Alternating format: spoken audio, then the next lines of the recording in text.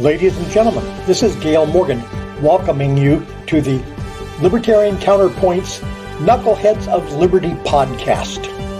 You've heard their point, now listen to the counterpoint. Welcome to the Knuckleheads of Liberty podcast. We're coming at you on June 30th, 2021.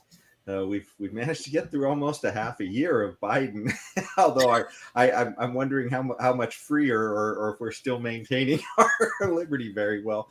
But before we get into any of that, let me introduce you to our panel. In our upper left-hand corner, we have our screaming eagle of freedom, Tim Everett. He is a pilot in the state of California. In our upper right-hand corner, we have Leon Lord Brathwaite, last word in liberty. He is a retired engineer in the state of California. My name is Jason McPhee, and I'll be your host today. So let's jump right into the topics. The first one is sort of all the rage. It deals a little bit with critical race theory, among other things. But, it's critical race theory has been being pushed in the schools. There's been a lot of controversy over about the last year or so. Essentially, a lot of people are kind of confused over exactly what critical race theory is, but essentially it is a vehicle for trying to, I guess, make people more aware of their skin differences than they otherwise might have been. But aside from the specifics, there's some of the controversy. Donald Trump was trying to ban any efforts to push critical race theory in federal agencies. Certainly, there's a lot of state agencies out there that are trying to have these education programs as well. And the schools, this is a big topic there. And so one of the responses to that, Governor Ron DeSantis of Florida has recently come out with some, I guess, restrictions and bans on teaching certain kinds of things. And one of those, he had put forth I guess the school board there, the Florida school board had come out with a ban on critical race theory that he supported and argued for. And then he also recently signed a ban to require that schools teach that communism is evil. And so while, I probably would support his intentions, there's some issues with this from a libertarian point of view, I think, of trying to, from a top down, tell people, I guess, what they can and can't learn, although that's the whole point of public schools, I guess. So anyways, it's a confused topic. Let's jump in and see what our panel has to say. So what are your guys' thoughts on these issues? Now, while I would agree, Tim, do you want to go first? No, Leon, go ahead. Well, real quick, too, let me say a couple of quotes, too, from Ron DeSantis that I had here, too, just to get everybody sort of on track with his thinking on this, too. With respect to communism, he said, Florida students will learn about patriots who come to America after fleeing communist regimes. Our students will learn from an integrated civic education curriculum that compares our rights and freedoms to places where they don't exist, like China and North Korea. And with respect to critical race theory, he said, I think it's going to cause a lot of divisions. This is the teaching of critical race theory that he's against. I think it'll cause people to think of themselves more as members of a particular race based on skin color rather than based on the content of their character and based on their hard work and what they're trying to accomplish in life. So that's where Ron DeSantis is coming from. Okay, sorry. Go ahead. So as I was going to say, while I would agree with the sentiment that is being put out here, because communism is evil, and critical race theory is not far behind. This is poison. But true, the sentiment is good and solid, but this thing does not deal with the real problem that we are facing in our public schools. The real problem is a lack of competition. If we had competition in the schools, we wouldn't need laws to stop them from teaching critical race theory or teaching about communism as something good and wonderful. We wouldn't need laws about this. The schools that are teaching this crap will die, and the schools that are teaching about the founding of this country as a place of liberty, those will survive. But instead, we are stuck with this nasty system. It's almost like a communist system, really, when you really think about it, where a zip code determines where you send your kids to school.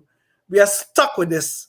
And this is what the problem is. And that is not being addressed in DeSantis' orders or laws or whatever it is he's trying to put forward in Florida. I wish he would. He's probably one of the better governors out there. I think he could probably do a little more in trying to deal with the problems that are really facing the public education in Florida and elsewhere.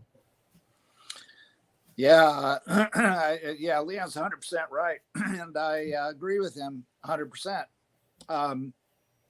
To talk just about apparently DeSantis's reality is that.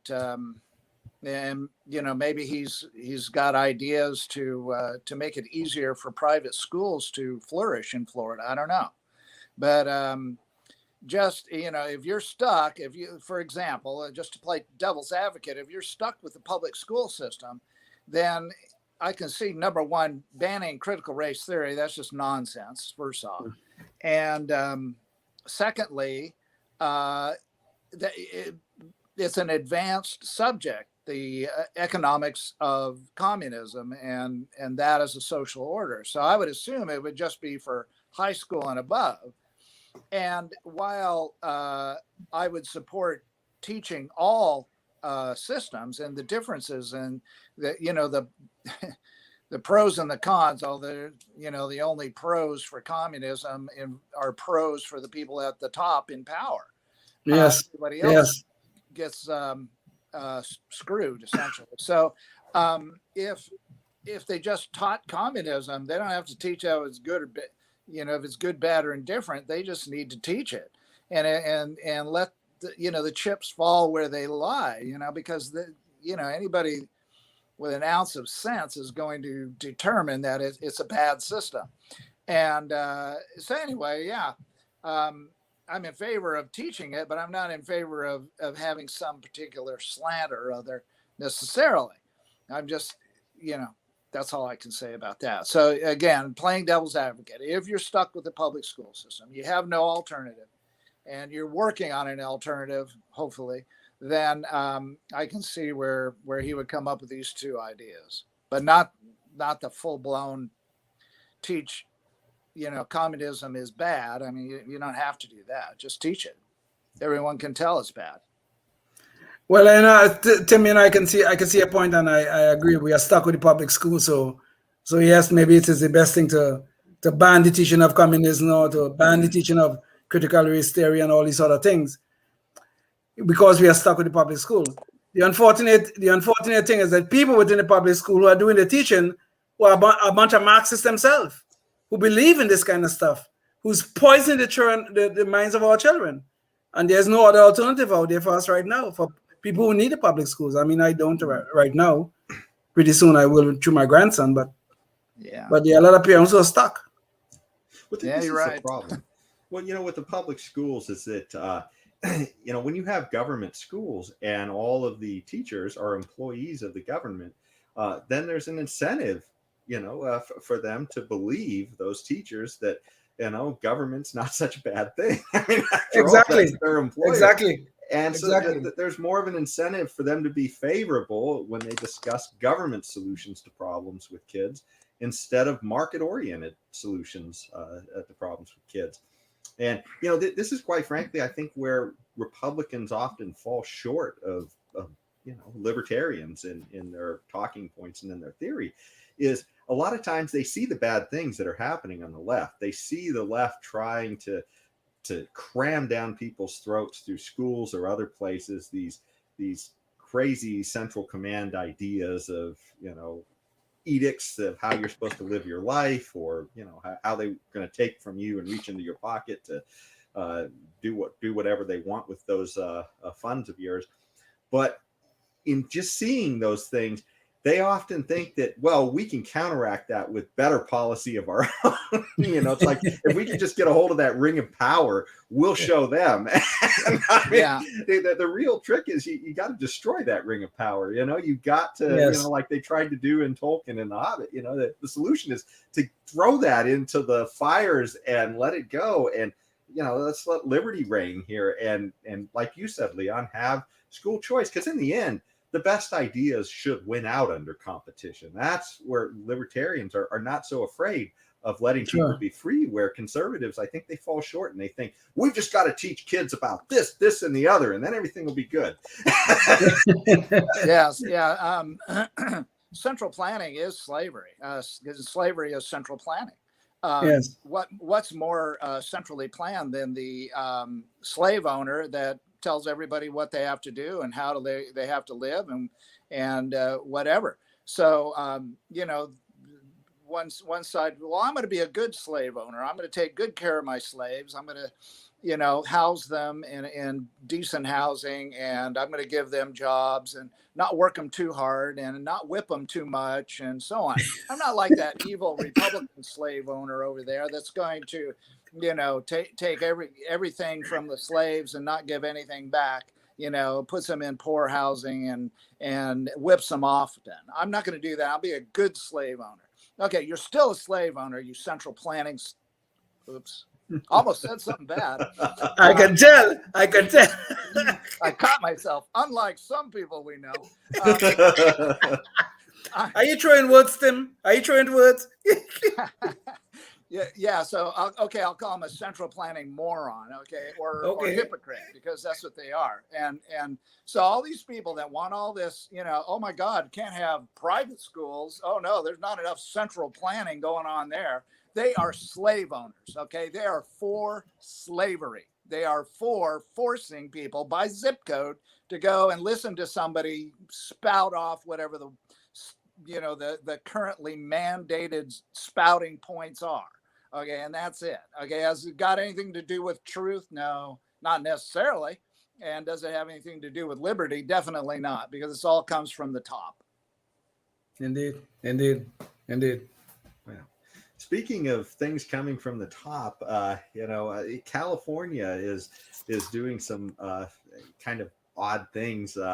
It's kind of usual, I guess. So I don't know if you can call it odd for California, but it's odd to everybody else who's looking, I guess. But they recently announced that they have a ban on travel for state employees to certain red states where they don't agree with their laws regarding gender in bathrooms and other issues like that. I guess what California is saying is that laws that the places where they feel like LGBT community is being discriminated against, they're simply not going to allow state-sponsored travel to those places. And so that includes, if you're an employee and, maybe you have a conference happening in one of those states, you're not going to be able to go there, at least unless you pay for it yourself, I guess. And but even more troubling is, suppose you're on a sports team that's part of a collegiate sports team, and you have a conference to go to, a big tournament. Your school will not be able to spend the money to send your team there. So, I mean, these are some of the restrictions that are potentially going to be coming up because of these travel bans. And the most recent state that was added onto this was Florida, which is kind of what's making the news, because the other states were relatively small states. I think it was like Arkansas and Mississippi. I think Missouri. I think it was Arkansas, Missouri, and someplace else. Yeah. But obviously Florida is a fairly large state, and Ron DeSantis is the governor, so that's what's kind of making the news there. So, what do you guys think of this? Essentially, states saying that they're literally not going to do business in some ways with other states. Oh, Tim, you're not coming. Tim, we're not hearing you. Well, let me while Tim is straight now, let me jump in here.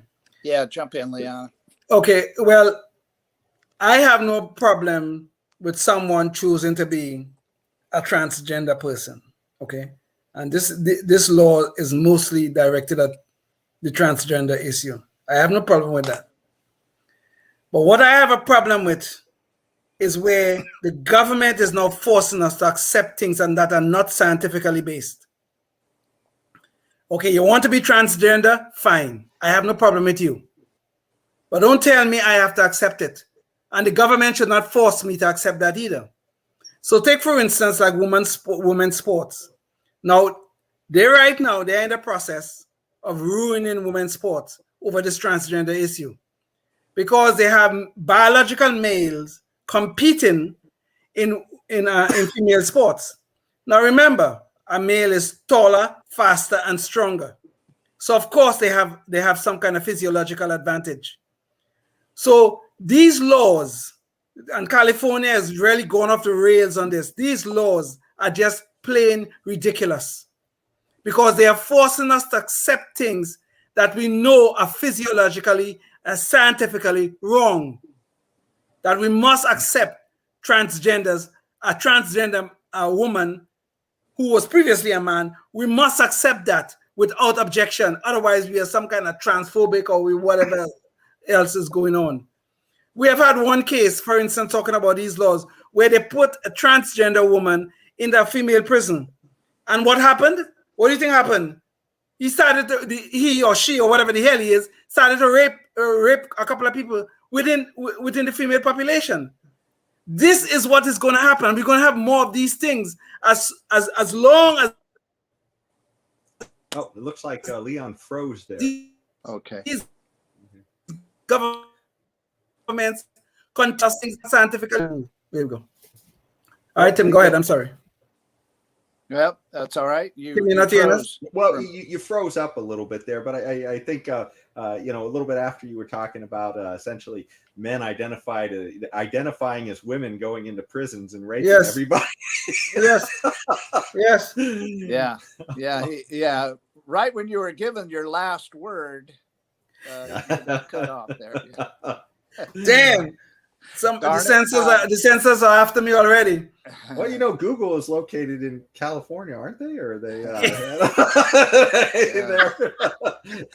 So this ban on travel to other states only applies to state-sponsored travel. Yes, yeah. They can't ban at least not yet. They can't ban individuals not connected with the state. Okay, but okay. So if you work for the state. And they're not going to go to any red states anymore, or states that don't recognize transgender rights. Is that the gist? Well, most of the issues is like bathroom issues and sports issues because they want to allow transgender women to compete in women's sports, and then they want transgender women to use the female bathrooms and that kind of stuff and things like that. And some of these states, North Carolina was in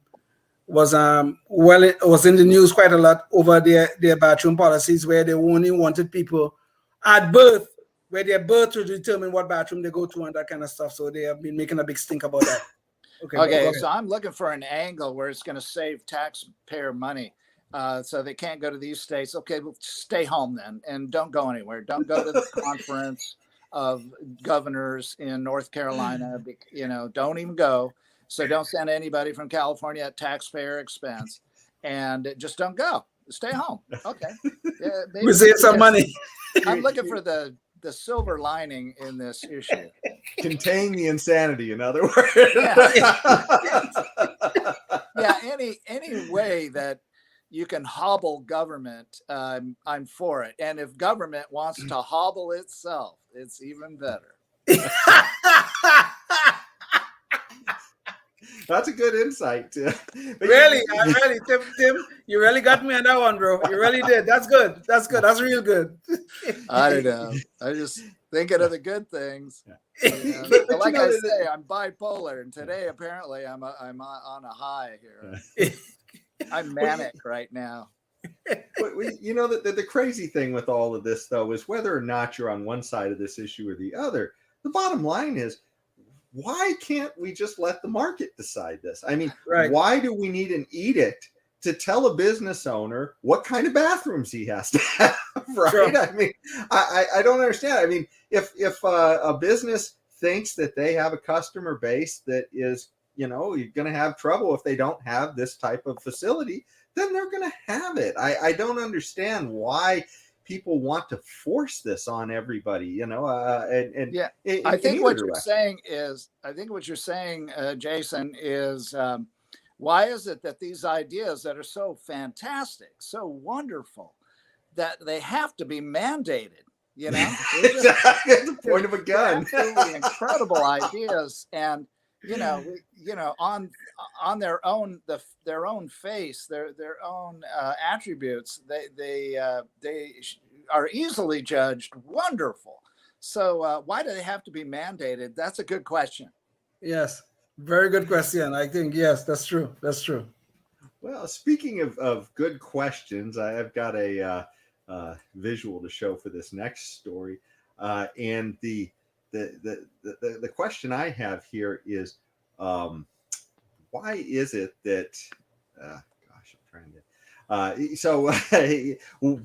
How is it that people are finding, I guess, Joe Biden's or his son Hunter Biden? I guess they're finding him to be an artist all of a sudden. I mean, who knew that? Joe Biden's son, Hunter Biden, who'd been essentially his bag man in all these places around the world collecting money for him all the time, was actually an artist that, had all these talents where he could be selling paintings for millions of dollars. And, I just, this is kind of a funny story here from the, oh gosh, what is it? The, let's see, I think I'm having trouble with the, with the visual here. Oh boy. We haven't as much trouble as Joe Biden having getting his words out, Jason. All right. Yes. Okay, here we are. We're back with it. So yes. So anyways, so apparently he has a method of art where he blows ink through straws, I guess, and so. This is an article from the New York Post, and it's showing some of his art. It doesn't look terrible, I guess, but just the idea that here he is suddenly out of nowhere. Up to this picture right here. This is what happens when you snort too much cocaine.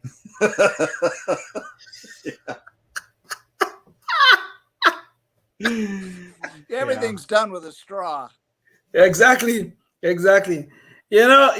these Bidens, I am sorry, they are the most corrupt people probably on planet Earth, I guess, and they're so brazen with their corruption.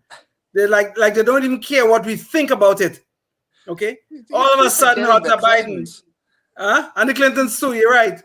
All of a sudden Hunter Biden, who we have known as a dope smoking, coke smoking, everything smoking under the sun.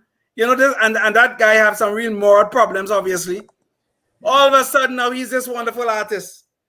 He's an author too, and he's gonna make money from that. Yeah. He's an artist, he's gonna make money from that. Oh, he's so wonderful, Hunter Biden. I never knew the guy had so much talent.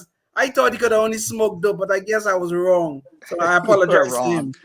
You were wrong, and the fans of his artwork and his books are going to pay enormous amounts to him. Of course. And what he does with that money under the table, for example, if he gives it to Pops, that's a whole nother issue right there. I mean, who's going to know, right? Who's going to know? Who among the Democrats is going to care? Exactly. As long as they have power, they don't have to care about what they do at all. Correct. Well, it's just, the corruption is just so... I mean, here this guy is, he doesn't, have any training in the oil industry, and suddenly he's sitting on boards in foreign countries where Joe Biden is actually in charge of handing out aid. And suddenly he's collecting, hundreds of thousands of dollars, and same thing, I think, in China as well, they had interest there. And it's just, one thing after another, and then those get, closed off, and suddenly he's an artist, and he's an artist, millions of dollars for his art. A very good one too, apparently, according to them. Damn. Well, it's about that time in our show for our Knucklehead Noise Patrol. So that's that point in our show where we we try and find something funny that some politician or other media personality said. And this particular week, we are talking about Joe Biden and his fascination with letting his citizens know that if they're upset with him, they're going to need nukes and F-15s if they want to do something about it. So, in a recent press conference at the White House, he actually had he was asked something about gun control, and he said, and try and follow this if you can. These are his words. The Second Amendment, from the day it was passed, limited the type of people who could own a gun and what type of weapon you could own. You couldn't buy a cannon, he says. But then he says, those who say the blood of I guess he was going to say liberty, the blood of patriots, then he goes on to say, and all that stuff about how we're going to move against the government. Well, the tree of liberty, excuse me, is not watered with the blood of patriots. What happened is there have never been, if you wanted or if you think you need to have a weapon to take on the government, you need F-15s and maybe some nuclear weapons. all that. But there is one thing I wanted to share real quick. And it is an image from the Babylon Bee. I think they really nailed this. And let's see here. So let's see. Here we go. Emperor Palpatine urges citizens to give up their blasters since they need a Death Star to beat the Empire. That just seems so appropriate to what Biden is saying about the citizens and them needing nukes if they. Anyway. I'll try to make it brief. He's definitely given us a lot of fodder here. Lots of ways. First of all, people can buy cannons. They can buy cannons today. In fact, privateers not only had cannons, they had a whole ship that they could utilize with their can't remember what they're called, but they were able to utilize privately ships with cannons to go and pirate, the correct victims and so on. So yeah, I mean, his total nonsense, which is not surprising. And then the whole thing about the nukes and the F-15s is just so typical of people that have, number one, don't know the first thing about history, and the success overall of insurgencies throughout history. So anyway, go ahead, Leon. What do you think? Final shot, Leon. yeah. These Democrats are very good. And Eric Sorrell, when they asked him about gun control, said, "Oh, it will be a short war if anybody move against the government." And now here we have Joe Biden talking about if you move against the government, you're going to need nukes. Imagine that the president of the United States is issuing a veiled threat to citizens of the United States. This is wonderful. We're really in good territory right now. Lord help us. Well, and I think with that, we fired all our shots off on this one. So we've reached about the end of our show today, but thank you so much for joining us, and we hope you'll join us for the next one. Until then, stay free.